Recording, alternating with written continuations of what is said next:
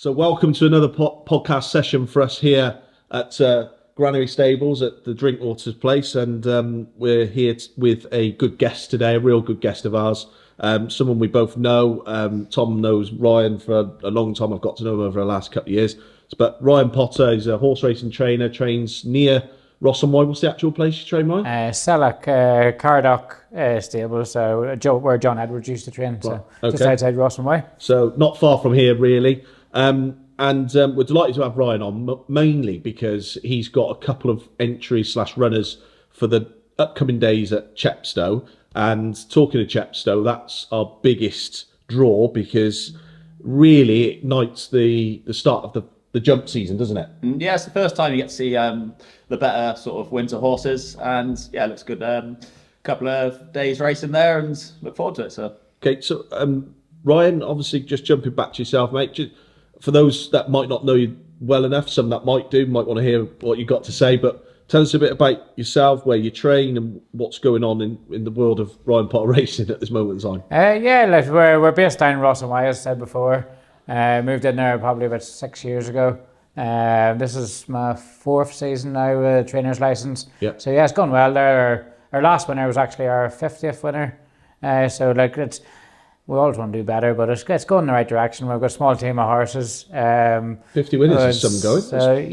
Pretty good. Yeah, it's good. I actually didn't know that until somebody told me the other day. So, or I probably would have had a party, but but no, it's grand. So yeah, it's going in the right direction. Obviously, I balance it between the racing yard and I'm a farrier as well. Yeah. So shoe for quite a lot of local trainers. That's your farrier in the country. I think so. But that's your background before training. You were a farrier sort of full time, weren't you? Yeah, well, that's what brought me over to England. I did my apprenticeship with Nick Partridge. Did 4.5 years there. Okay. And then when I qualified, then I went back into the sort of the pointing side of things, and actually it's Tom's dad that actually gifted me one of my first pointers. Okay. He wasn't too sure I was at home, was he? Yeah. So yeah, no, we've had some fun with myself and Sam and stuff in the pointing field, and with training them and riding and stuff. So the good old days. Oh yeah, we had some good fun there. Yeah, we had some good fun. Good. And you still I mean, I just want to say this, and I've sort of mentioned it before. You're one of probably the hardest working blokes in racing, essentially, because you still combine your farrier work, don't you, with training racehorses, don't you? Yeah, like I said, I'm on the yard every morning for training, and then in the afternoons, then I'm off shoeing. Yeah. So I'm keeping all the other racehorses in the country on the road as well.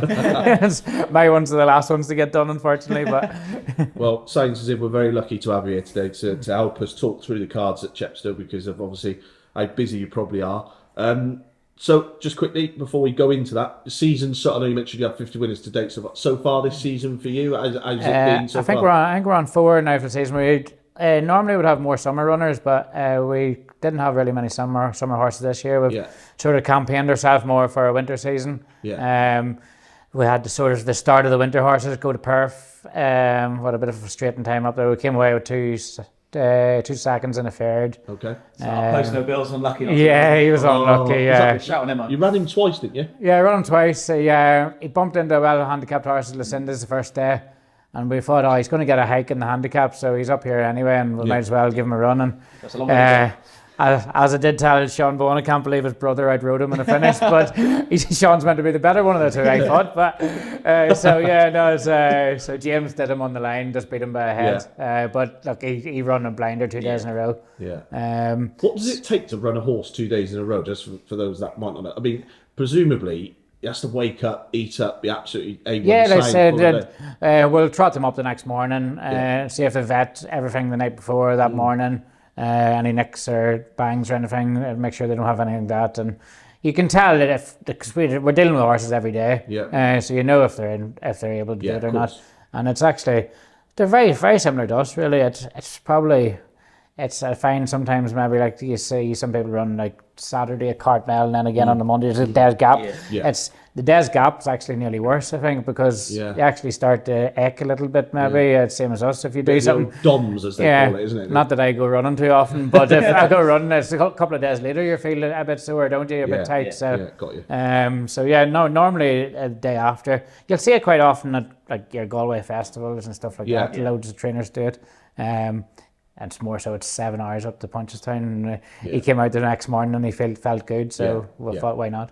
Yeah, good. But and this season so far, you just mentioned, like, do you set yourself like targets for the season where you want to be? Or is that something you public talk about, or is it? I keep that. I know everyone says no, you don't, but you sort of do in your own head, not so much like there's not a number in my head I want to hit, but well, you just want to do better than the season before. Okay. So like, you just want to try and keep getting better every year and year out. So I say, well, I think we end up 14 or 15 winners last season. So if we end up similar and if not more this year, it'd be good. Yeah. Have you got many new horses in to help you do that this season, or is it same bunch to go to war with? How does that look for you? Same bunch. We've got a couple of nice young horses. We've got a couple of horses in Ireland actually getting vetted this week. That just running point to points last weekend. So they'll hopefully be exciting. We've got similar sort of horses. Unfortunately, we had a couple of the ones that you sort of could set your clock by. Your handicappers were lost for Zet, and then Light Flicker got retired. And they're the ones that the old handicappers. They're the ones that nick you your 2 or 3 winners every season. So we lost a couple of them last year. Just Light Flicker got retired, and so that'll make a bit of a difference. But we've got a lot of nice young horses coming through. Good.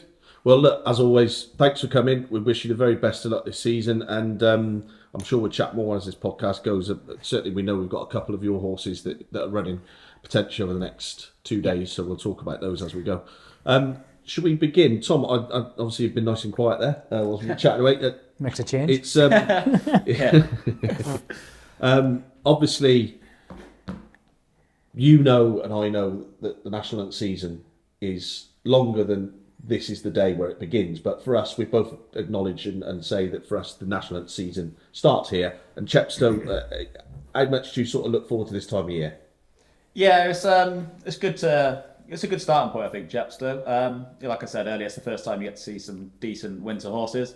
I've looked through the cards the next 2 days, and there's a couple of standout horses, I think, which would be worth following long term throughout the season. Okay. And look forward to it. Well, let's get into it then. So, race 1 on the Friday looks a pretty sort of tricky card on the day, I think. But the first race is a novices hurdle over 2 miles, isn't it? Yeah. Yeah. Well, what do you like? Farland for Paul Nichols, it looked a very awkward ride. He actually ended up winning its last start. However, like the form doesn't amount to a lot. So I think all eyes will be on the Scouting horse, to be honest, Bo Carly. I don't know what his form amounts to in France. I'm not the best of the French form, but obviously they thought he looked a nice type. That's why they recruited him. So interested to see how he is in the market, and I think he's probably the likeliest winner. Okay. Ryan, have you had a look through the first one? Yeah, look at that. I agree with Farland.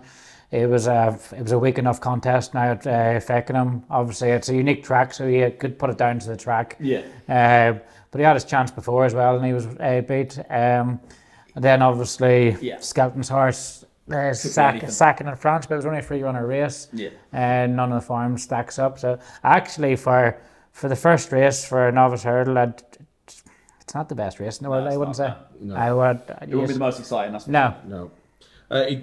I'd give a small chance to a horse called Ben Solo, who in his point-to-point managed to beat Candor by 4 lengths. Now, Candor then has come out and finished second, actually run a really good race behind Intense Approach at Kelso. And I thought that was reasonably strong enough paper on form on paper to suggest that he might run pretty well. He finished 7th in heavy ground at Exeter. I'm willing to forgive him that. On better ground, he finished just 2 lengths behind Centre of Attention for Nicky Henderson's.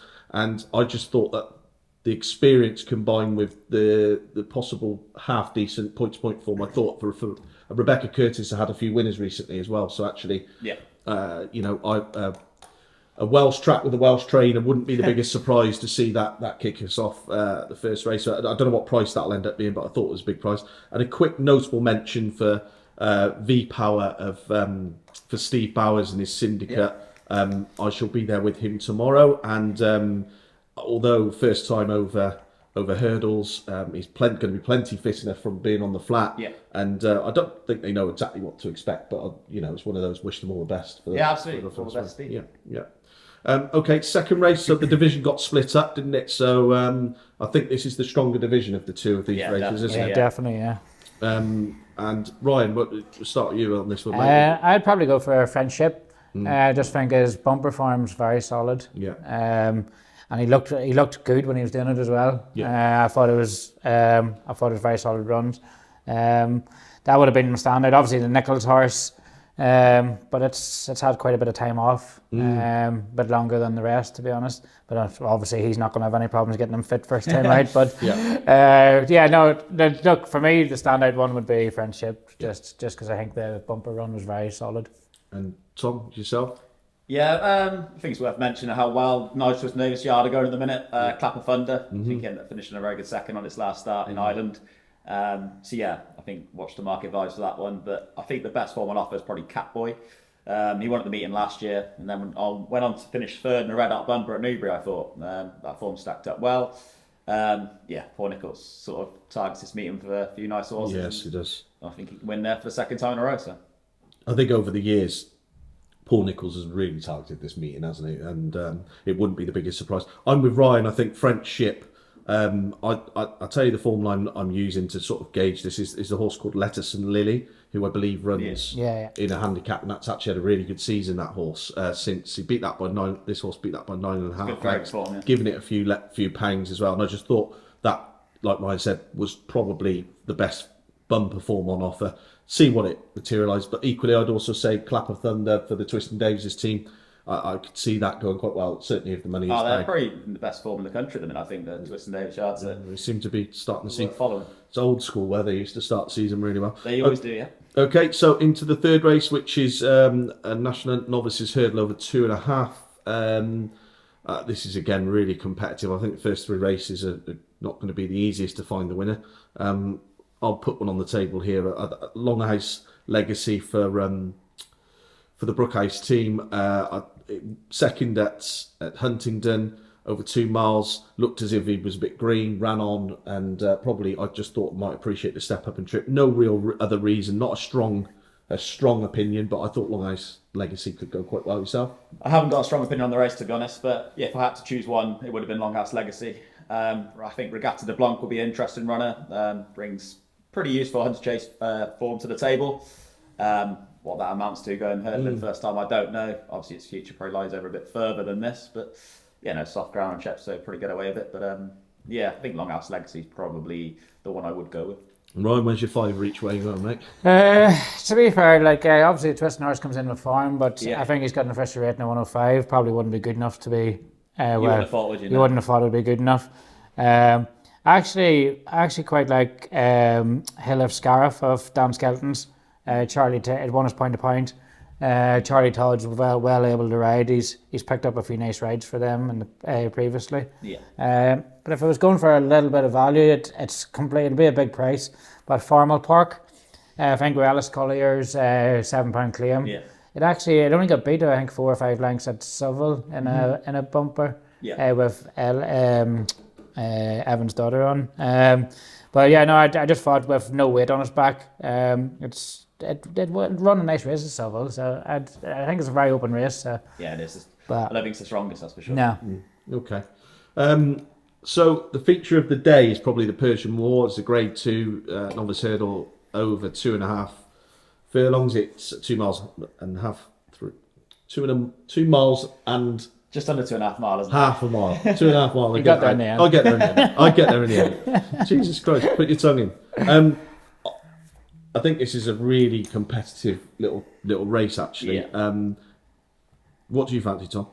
I don't think there's a standout horse as such. I think Juventus de Brion ran 2 really nice races last year for the Skeltons. Wasn't able to win one, but finished third a couple of times in decent races around Exeter and Ascot. Yeah, he looked like a type that would do better this year.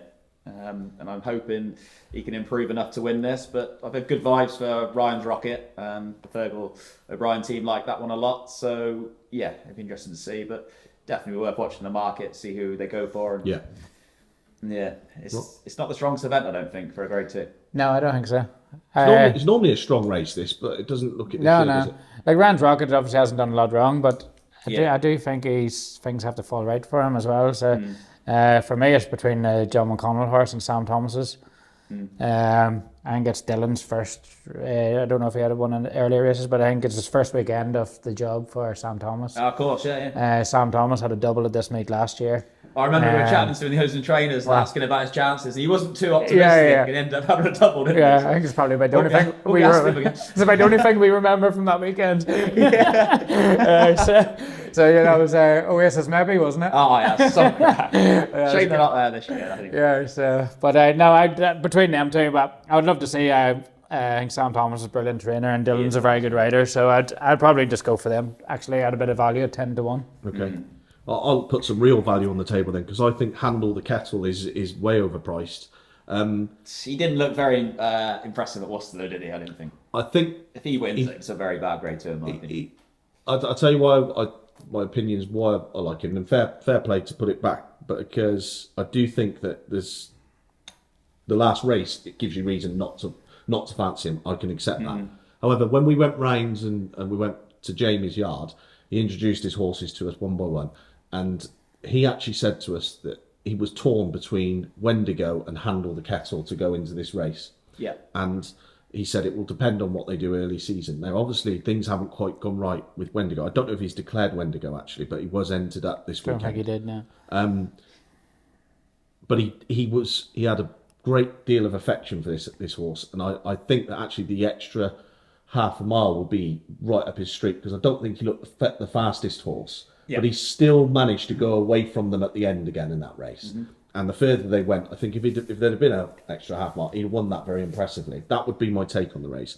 And I just thought that at 12-1 in a race which we're all saying doesn't look the best Persian War. Yeah, well, it was won by Captain Teague last year, wasn't it, for Nichols? And obviously it went on to win the Shallow Hurdle, I believe. Yeah. There's nothing like that in the race this Doesn't year. look that way, does it? But yeah, Handicap, to be fair, the second horse came out and won, but I just can't see that form being strong enough. If I had to put an alternative up, I would have said Intense Approach for John McConnell, because we were up at Kelso. Progressive, yeah. Pretty definitely. well placed. Yeah, it was impressive at Kelso, wasn't it? Yeah, definitely. The button was pressed and he went. The thing is, sometimes I think over the summer they can sort of earn themselves a false rating, can't they, as such? Because it's bad enough racing. They can be impressive visually. They get penalised for coming over here, there, horses. But Yeah. I don't think he went up in the handicap at all. Anyway, did he? So No. It'd be an interesting race, but Yeah. Well, I can't say the most excited about it for a Grade 2. No, I'd agree. Although it's the most valuable race on the card, looks a little bit trappy for the grade.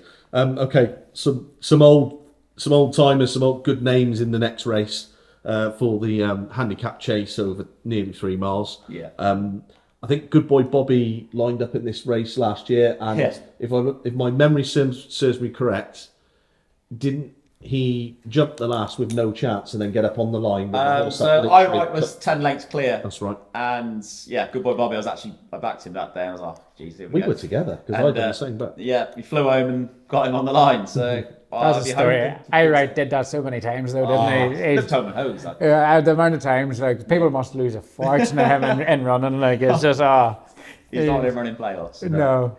Pulls himself up, basically. Yeah, he's retired now. I think. I think I've seen it on social media. Was it Lucinda Russell? No, not Lucinda. Harriet Dickin, was it, in the end? No. Northern trainer. Northern trainer. Callum Bewley used to ride a lot for. I can't actually think of her name. Harriet, someone. Yeah. Okay. But yeah, I think Good Boy Bobby, he's good fresh. He's been a high class horse over the years. He's not getting any younger. However, it is a veterans race after all. So exactly. I think he might be the answer again. Okay. The one I'd love to see is win is the Two Amigos. Two Amigos, yeah. I'd love to see him win. And to be fair, like they can get them ready first time out. Yeah, he likes it on Chepstow as well, doesn't he? 573 days since his last one. Right? I did laugh as James Bowen said. I seen him the other day, and he wrote a winner for Nikki, and he was like, every time I ride one for them at the start of the season, they go, "Oh, it needs the run," and he says they're piping bloody fit. So just going off that, I don't think they'll struggle getting them fit anyway. So. Yeah. Well, that'll be some training performance. Oh, it will be, yeah. I mean, you can probably acknowledge that more than anyone, is that to train a horse to win a race like that after 573 days. Especially an older horse as well. But like the class is there. He loves the track as well. I'm going to take a slight chance on Copperhead. God knows how much money I've lost on this horse over the years. But, look, he's probably made for these type of veteran races, chases, and I just think that he won last time out, albeit that was 152 days ago, round a tighter track. I think it was Plumpton or Fontwell, one of those sort of tracks. But he's plenty low enough in the weights, and Freddie Jingdall, who's started the season really well, riding well. He get a valuable £3 off him. He's a good rider, yeah. I just thought that you never know, he could go and he's turn a very up. former high class horse, Copperhead. So. Yeah, really was. Yeah. Okay, so Copperhead for me. And Ryan, where does your money line on this one? What, in the next race? No, so you were saying the Two Amigos. Oh, Two Amigos, yeah. Yeah. Okay. Just probably been a bit soft, really. But Tom, you're gonna Good boy Bobby, yeah. Good boy Bobby does the Whistles. music. Now, I thought next race was a really good race actually. Yeah. Some good horses in here. I think the betting will be very, very interested on the day, because I'm not sure who I would actually have as favourite in the race right now. What's your thoughts? I like Isaac DeZobo for Paul Nichols. It's a big type. He's always going to make a better chaser than a hurdler. But that said, he ran to a good level of form over hurdles, achieved a mark of 1:33. Finished third at Cheltenham behind Gidley Park, who's a really good horse for Harry Fry. Yeah. So I just think with that in mind, I think he's going to make a really nice chaser this season and can improve a lot for that. Yeah. So he'd be my choice. Okay. Right. I'm going to go for the Rebecca Curtis horse. Don't ask me to pronounce his name. Hattie Kalours. He's got course form. He won round Chepstow 2 runs ago. He was very nice. Good round Bangor, I think it was, off 10-12. Rebecca Curtis has actually started the season really well. That's who I'd go for. I'm not sure what price it's going to be, but I'd say it'd be a bit of value as well. Yeah, I thought this is a really trappy looking race, to be honest, and I'm not sure that I'll even have a bet in it. But if I was, then I would have probably gone with Isaac DeZobo. He's 3 from 5 round the track. I think that he probably is one of those that takes a bit of stoking up to get going, so maybe might need to run some more. I'm not too sure, but actually he's clearly got plenty of ability, and look, like we said earlier on, I think Paul Nichols is more than capable to get him going. There is Emmett Mullins is bringing one over in the race. Did you see that? It's always got to be feared when one of his come over, and he's such a good trainer. He's class. His record is incredible around in this country. Everywhere, I think. It is, but his record for bringing him over. So He set that one to Worcester, didn't he, for the decent hurdle race there, and it looked like his cannon tread off. Away we go, and finished third in the end. they've done it again. 2 Bowen horses. So the penultimate race, obviously the 5 o'clock is a 2-mile handicap, and it looks a really competitive race. Gin Coco, one of those old classics in there. Yeah. What do you like, Tom? I wouldn't be going mad on this, but Soaring Glory is just too well handicapped to ignore. He used to be a very, very nice horse. Look, they persevering with him, so he's surely still showing a lot. I wonder if they got a nice target in mind. He's very well handicapped these days, so yeah, you have to watch the market. If he's strong in the market, and he's obviously showing plenty at home still, and look, I wouldn't look against him. So Soaring Glory for me. Okay, and Ryan, obviously, you'll probably be saddling up around this time, I should imagine, mate, won't you? If you've got your running tomorrow. Potentially, yeah. We're undecided if he runs or not. We're going to make a decision in the morning, but yeah, we'll be saddling up at this point. But like Soaring Glory is the class act, isn't he? But look, it's a very shrewd operation there. You'd have to go off the betting really, because they could have bigger plans for that horse.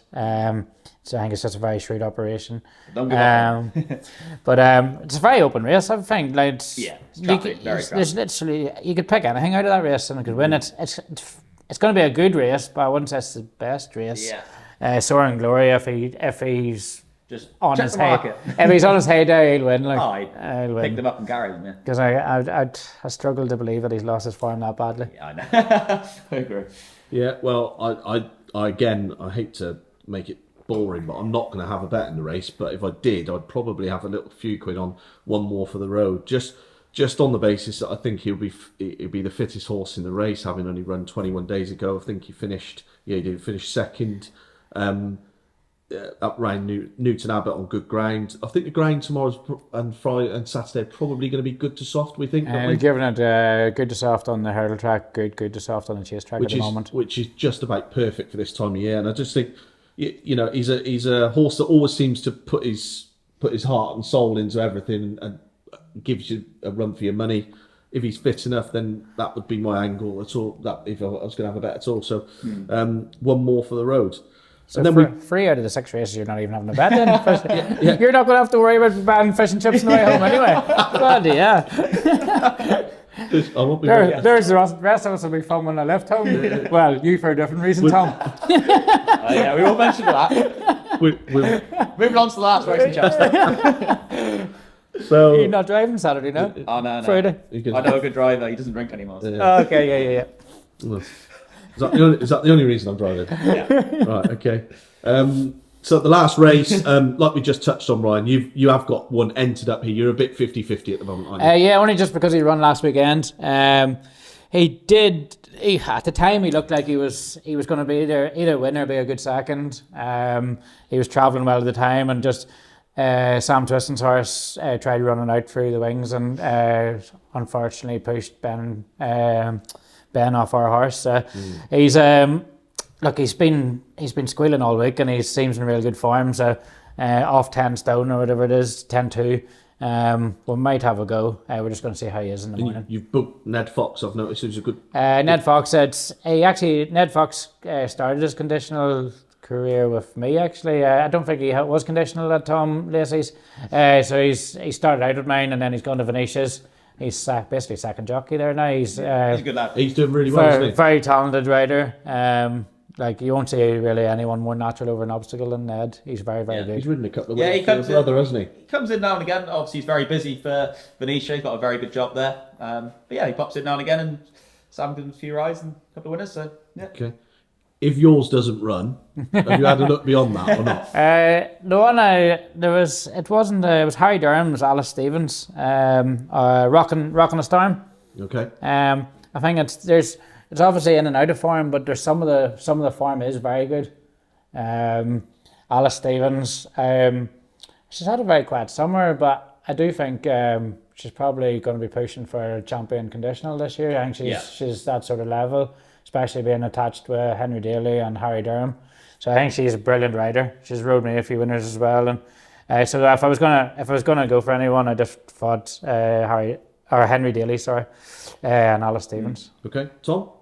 Well, Oasis maybe aren't there this year, but roll with it is. He's been in really good form since joining the Bowens from Richard Spencer. Really consistent. I think it's a very open race, but he's not been out the first three. The last occasion's winning a couple. So yeah, look, he's a horse in form, so there's a lot to like. I think top weight, but the Skelton horse that beat it last time out runs earlier on in the day, so that'd probably be a good guide. Good guide for his chances. So I actually think that could go well. To be fair, yeah. We'll have with three different selections here. I thought that again, Joe Tizard's horse, Balgarum, is it that won by 21 lengths last time out? Probably a horse on the up. Handicapper would definitely have not got hold of him just yet. Still rated officially 112.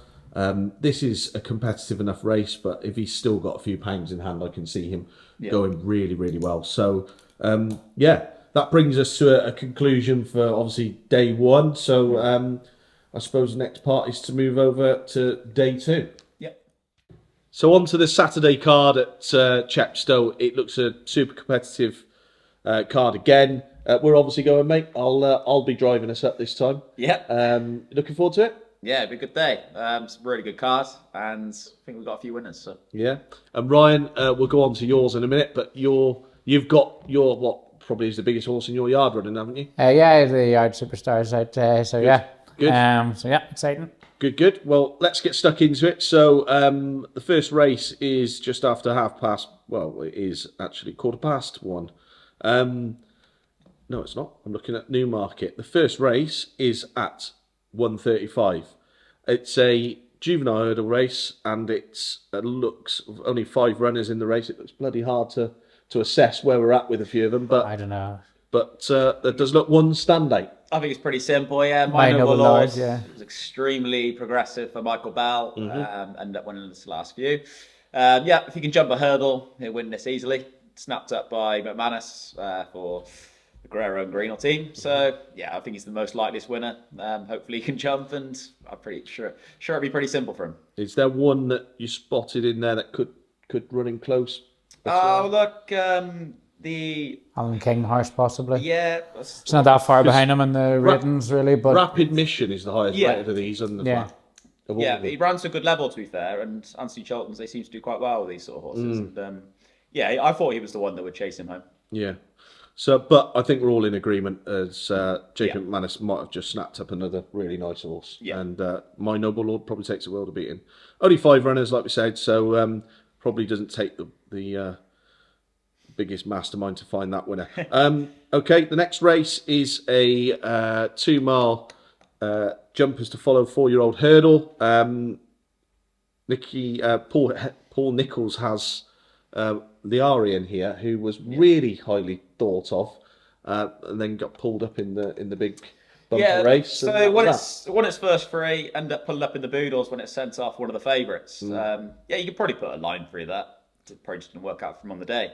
However, I like Letstone Lily here. It's only been a couple of weeks since she last ran at Worcester in a really hot race, I thought, for the track. Good prize money, wasn't it? And yeah, I think the step back in trip is going to be no problem. Runs off 10.9, but the claim from Shane Fenelon, £5, is going to be big help here, I think. And real nice racing weight for a progressive horse. Okay, right. I'm just going to put a line through the last day for the Paul Nichols horse. Yeah. He looked like he's going to be something special in his 3 runs before that. Yeah. You can forgive one bad run. Exactly. Especially when it's Channel first one, big runner handicap. Yeah. So yours would be the Nichols horse. Yeah.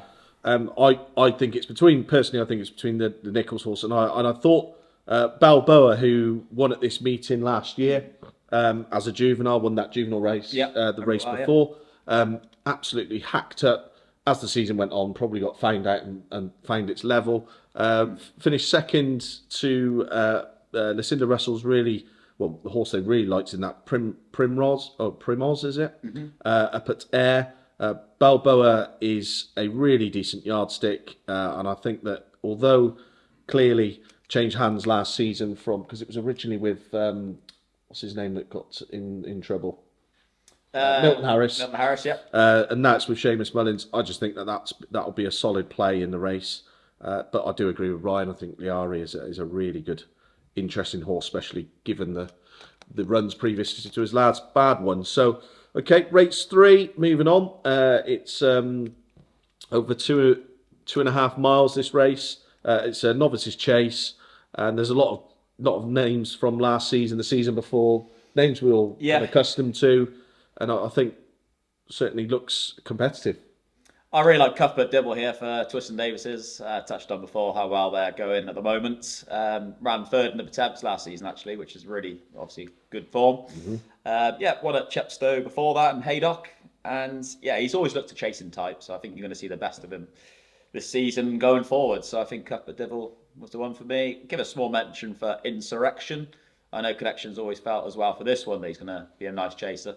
And yeah, he won a couple of races last season, bumped into a few nice ones along the way. So good form on offer, but I think Cuthbert Dibble's the one to be with. And Ryan, it's tough looking races. Yeah, I think it's very competitive. Like I say, you could probably run it 3 or 4 times, and you could different winner each time. For different couple going to the last at the same time. But the Paul Nichols horse, I know they like it a lot. It's a syndicate who buy very nice horses. Yeah, only going one way as well, aren't they? Exactly. I don't know if I was I'm just going to sound like you now and be tight and not have a bet, but Stitching up. if I was going to go for one, I might actually go for the Sean Bowen, Ollie Murphy. I thought it won I know it was last season, but it won very well at Utopster. It looked like a nice horse then. I'm hopefully I haven't put the mockers on this then, because I think Resplendent Grey is a horse that originally they thought so much more of this horse than it actually showed to start with. He disappointed them, and then bang, at Utopster over 2.5 miles, he really put his best foot forward and won that novice, wasn't a novice hurdle, that handicap hurdle really easily. Not good enough. And if he steps forward, Basically, he's just saying you're if he clueless. steps forward, I think he'll go really well anyway. But I can easily conclude that this isn't. Keep your money in your pocket again for this one. Cuthbert Dibble for Tom. Anybody's following him, he's going to It's enough for the 2 days for me. keep your nap and do wraps. The Silver Trophy handicap hurdle. That's a race that's often won by a really good handicapper, isn't it? Or one very much ahead of the handicapper. I've noticed, Ryan, that Henry de Bromhead's brought one over as well. There's one to take note of. But what do you like in this race, mate? I used to love him as a horse as a juvenile Tetronic. But I don't know if he's ahead of the handicapper or what. He's struggling to win these days. He seems to struggle, but he looked so good so early on, didn't he? Look, I'd probably take no chances. Don Skelton's with a £7 claim. Harry Atkins is a very able jockey. He was at Martin Keithley's before.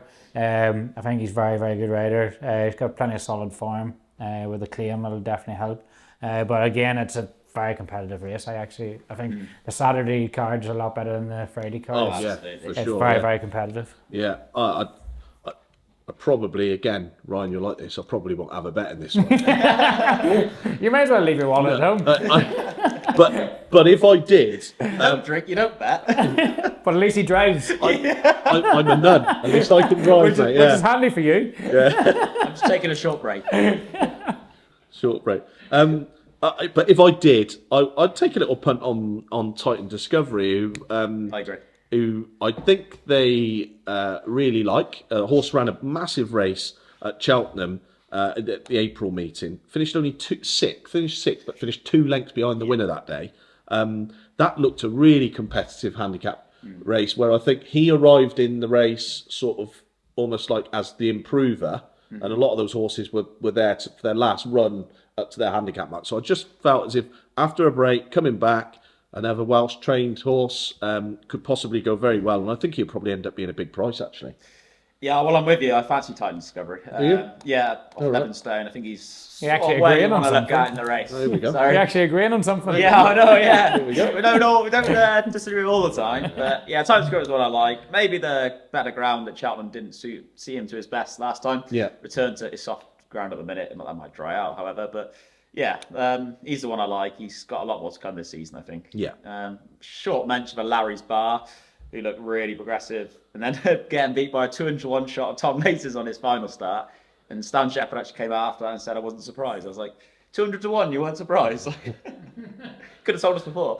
Well, he's not driving around in a Ferrari, so he might. He can't have known that much. Exactly. But Wonder what bookmaker he took to town with that one. yeah, Time Discovery, and I think Larry's Bar won't be too far off. Okay, all right.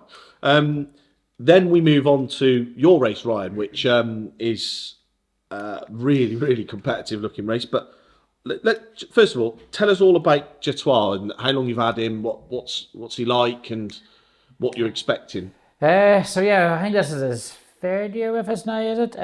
So yeah, he run at Cheltenham, first run for us in October meet a couple of years ago. Went close to one, didn't he got beat 3/4 of a length, finished 3rd. Yeah. Came out and won his next 2 comfortably, and then went to Sandown for the Tolworth and got beat by Constitution Hill. Who's that horse? I don't know, I've never heard of him. Does anybody know a horse called Constitution? I don't know. If it wasn't for him, I'd be a Grade 1 winning trainer. So throw darts at his picture. So no, he had a great hurdling season, and then came out the following year, and he went back to Cheltenham, and he just slipped going into one of the fences and lost his confidence. It took him a couple of runs to come back, but obviously he won at Chepstow his last 2 runs that season, and then come back and won the Old Roan, the Grade 2 Old Roan at Aintree then, first run last season. Yeah. And then the only time he's actually really disappointed is at Newbury twice. He just hits the track. He's run there twice and basically pulled up twice. It's the only time he's ever run disappointing. It's mad that a horse you can just decide, and a horse just doesn't like one particular yeah, track. no, it's isn't it? unbelievable because twice it's been different times of the year as well. So can't say it's a time of the year or a yard farm or anything. He just doesn't seem to like Newbury. So he's obviously unbeaten around Chepstow. He's free from free around there. So there we go. So that's course form as well. We've got 4 lengths to find on El Redondo, and I think about 10 lengths on Gala off the Cheltenham run last year. But that was in January when our horses weren't right. Okay. I think we hadn't had a winner for 6 weeks. Yeah. So the horses were bad out of form at the time. So he might have run to form, or he might have run below par, but he always runs well fresh. So we're going there very confident now. So. Okay, good. And the race itself does look a high class race, really, doesn't it? It's you're not alone in there. You've got Editor Tagitu, we know is class champion chase day, run last 2 seasons, and I was delighted to see him in there. To be fair, keeps the weights down for Ryan's runner. Yeah. I think the wheels fell off a little bit in his last 2 starts, Editor G. So his well-being seems questionable. I know he's had a break since. Garlaw's obviously the pretty class horse in the race, but I fancy Jet12. I'm being at Chepstow. Everything Ryan's touched on, I agree with, and hopefully he can get the job done and have a party after. We can have a drink then. Well, the good news is, Ryan, I will be having a bet in this race, and I'm going to have a bet on your horse because I think not just because you're here today, having looked through the form, for all the reasons you've just stated, really, I think he could and should go very, very well. You've got Daryl Jacob back on board as well, which is obviously how much of a plus is to have someone like Daryl Jacob on. Oh, look, his experience in the big races is unbelievable. He's the only person to win on Jet Oil, so all his wins, I think he's won 6 races now or something, and he's won every single one of them on him. He knows the horse inside out. I think he's got a ride over fences today, actually, for Tom Simmons. That's his first ride back over fences. He's only had a couple of rides back from injury, but I was winding him up the other day. I was like, Jet Oil put him back on the map last season, so he'll have to do it again this year. So. I think he reproduced that old Rome form from last year on reappearance. I think, he's definitely bagging it. And the ground should be absolutely A1 for him as well. So anyway, the very best of luck with Jet Oil, because thank you very much. It's a big occasion to have a horse like that running on one of the big opening days. So we'll keep an eye and watch with hope, I suppose is the words to say. Just before we move on from the race, just quickly, you mentioned a couple of horses in there. You have got Il Redoto, who is a really good yardstick now these days, and Garlaw specifically, who I would say targets these early to mid-season sort of races to try and get in front. We're going to see a lot of these horses at like the Paddy Power meeting, aren't we, at Cheltenham? You'd have thought so, yeah. Yeah, and I think Garlaw obviously won last season, didn't he? So. And I think the point as well. The point I was going to make is I think half the field are running to be ready for that. Yeah, well, obviously you got the old run a few weeks into Paddy Power. Our plan would be probably Paddy Power. Well, it will be Paddy Power as long as everything goes smoothly. Obviously it'd be great if you went and won, but in theory you just want to run a solid run and not go up the handicap too much. So to be competitive in the Paddy Power, but most of them horses you'll probably see again in Cheltenham. Well, good luck, mate, and we'll definitely be cheering you on. Okay, so we'll move on to the next race, which is a handicap chase over 2 miles, 7.5 furlongs. Don't know how many yards. We're not going to go into that. But my nap of the whole weekend runs in this race. Okay.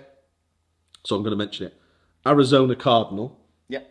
Who absolutely is a horse. He won at the national fences last, didn't he? Yeah. Who is a horse. Topham? Yeah, that's right. He beat James de Burley and Can Do Kid. I was on it. Let's hope and hope that James de Burley ain't got... Stuart Edmonds is a horse that's more than capable. I would say there's a chance that this horse is running ready for the upcoming entry meetings. So there is a chance I would say it's a prep. that could happen. But with the weight that it's running off in here, and against some of these really exposed horses, I think that he'll go really, really well, and I'd really fancy him. Yeah, fair shot. Yeah, no, I think it's a fair shout, yeah. In previous years, you would say they'd be being a bit shrewd, and you might not see the best of him until Grand National 100%. Or entry, but now they've had a taste of that. You'll struggle to get in off 142, so exactly. So you can't be that shrewd now. So that was my view, is that they're going for the national eventually, and what's going to need to be 149 probably. He'll definitely need to go. He'll definitely need to go up a few pounds anyway. Because I know I seen the thing the other day. Christian Williams on about Kitty's Light. Obviously plans for the national, and he's worried that he wouldn't get in off 144. So they'll have to. Yeah, the days are gone of plotting a horse for the national all years. I think it's sort of gone a bit. You have to Yeah. show your best hand really Absolutely, early yeah. on. Certainly got to get to a rating and then Yeah. keep it somewhere nearby, haven't you? Mm-hmm. So that's that's for me. What do you like, Tom? Well, we touched on it, didn't we? But I remember Ryan speaking to Sam Thomas last year and asking about his chances of stolen silver, and he wasn't too optimistic, and it absolutely bolted up in the race. He only went and run once after that, which was in the Coral Gold Cup, where he finished 9th of 20, which wasn't too bad a run. We haven't seen him since, but yeah, just remembering that win last year, he absolutely hacked up, and maybe he's good fresh. He's only a 9-year-old, which is still hard to believe. He seems to be around for years, but he'd be my choice in the race. I mean, to be fair, that was a good form as well, wasn't it? I mean, the horses he's beating behind there, T Clipper, Evers Oscar, those types of horses, they're pretty good yardsticks. Good race, and this wouldn't be any better. Let's put it that way. Are you in fancy Sam Thomas's horse in here, or that's something else? To be honest, it's a difficult one. I do agree with you with Arizona Cardinal. Again, I think the man of the people, Fergal O'Brien's. Was that Paddy Brennan's last winner at Cheltenham? Was it Man of the People? I think it was, wasn't it? Sure, it was. Yeah. The one that obviously I think is a class act, but it won't be soft enough as Nazalan. Yeah. The way it galloped him into the ground on that heavy ground that one day was That's the Welsh unbelievable. national winner we've got running there. Yeah, so, but I don't think it's, well, I'm not saying, it just seemed to really enjoy the heavy ground that day. So it doesn't look like it'll be soft enough for it. I agree with you. I think he seemed as if he's a horse that He wants to really relishes that test, unraceable, isn't he? Yeah. So yeah, I'll have to agree, probably. Okay. I'll have to agree with you, actually. Okay, mate. And then the final race of the day is concluded with the bumper, which is anyone's guess for me. So I've not really a lot to say on this one, to be honest. I mean, watch the market, that'll tell you that clear. Harry Jr. for Pipes, Jack Tudor, could be anything. He was the one I was sort of looking at. Haven't really got a massive opinion. But yeah, look, follow the market. I'm pretty sure it has big volumes in this race. Obviously, Paul Nicholls got one in there as well. So. Yeah, I think the Skelton horse, Money Garrow, and the one you've just mentioned, the Nicholls horse, Keel Strand, are probably the two to watch because they seem to be. I'm sure Keel Strand would be favourite. Yeah. Given connections. Yeah. I've never, don't like betting on bumpers. No. But I do know it could be a superstar in there, but who knows? I do know the point to point, the Skeleton horse, Rob James trained it. Okay. I do know they like that horse a lot. I really. And it was a very good. It was Boris House. Am I looking? Yeah. Yeah. I think it was Boris House. Yeah. It was a very good point to point. So I know they really liked that horse before the race. Yeah. Well, that might be our angle to follow tomorrow, because other than that, it's Definitely worth knowing. pretty open and who anyone's guess, like we say. Let's talk about quickly. I'm going to just mention it. The Cesarovic is tomorrow. Used to be, if you went back 10 years, Cesarovic Day at Newmarket was a massive day, because it used to be one of the biggest handicaps of the season. Doesn't seem to have the gloss that it once had, but I'd like to say that I think the shunter for Emmett Mullins will win the race again, and I think that it's been minded and looked after in a way that it can do so, because it's only £3 higher for last year's win, and he won well last year. It's definitely been the plan for a long time, hasn't it? He's been mapped out to win this back to back. Yeah, I mean, it's hard to say. They've clearly just had this in mind for such a long time, and I'm sure he's going to be absolutely spot on Saturday. Sea of Sands has been hugely supported for Willie Mullins. It hadn't run for 600 odd days, actually, and then went on and won a maiden hurdle the other day. Won really nicely. So the support for that's extremely interesting. They clearly feel it's very well handicapped. So it's going to be an interesting race. I do feel the shunter can win it back to back. So.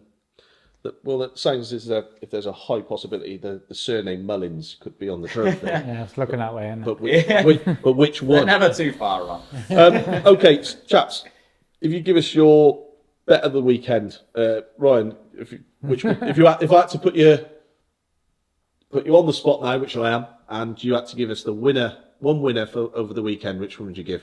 First to say over the weekend, Jet Oily Tway. I think I do, not just because he's my own horse, but I genuinely think he's got a real good chance. Good. And like I said, we're best of luck with that one. Tom? Cuthbert Dibble. Won't get beat. Get on. Okay. and I'll stick to Arizona Cardinal, who I believe is a much improved horse. And I'm not We'll giving see. you a cherry. We'll You're see. choosing that one. We'll see. We'll see how we go with those. Ryan, thanks for coming, No mate. problem at all.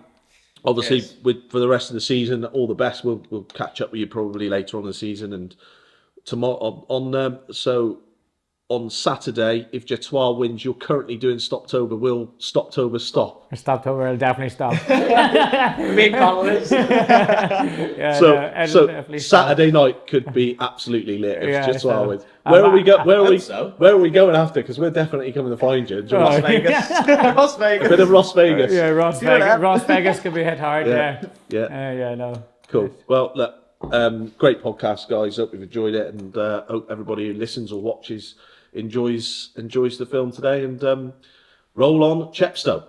Cool. Thank you, Cheers. guys. Thank you very much for having me.